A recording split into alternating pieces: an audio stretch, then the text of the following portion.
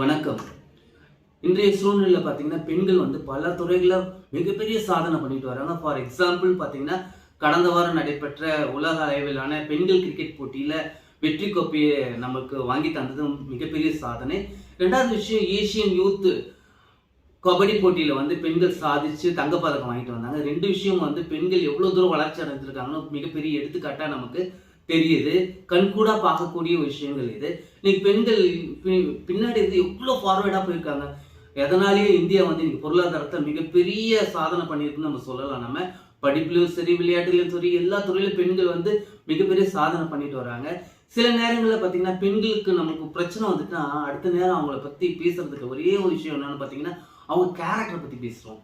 அப்படி பேச யாருக்கும் எந்த ரைட்ஸும் ஃபஸ்ட்டு கிடையாது, யாரை பற்றியும் பேசுறதுக்கு. அது குறிப்பாக பெண்களை பற்றி அவங்க கேரக்டர் பற்றி பேசுறதுக்கு யாருக்கும் எந்த ஒரு விதமான ரைட்ஸும் கிடையாது. ஸோ அப்படி பேசினாலும் பெண்கள் அதை பெருசாக எடுத்துக்க கூடாது. ஏன்னா அதெல்லாம் நம்ம எடுத்துகிட்டு போனால் நீங்கள் வளர்ச்சி அடைய முடியாது. ஸோ இதெல்லாம் நமக்கு பெண்கள் எப்பவுமே நம்ம என்ன பண்ணணும், பெருமைப்படுத்தணும்.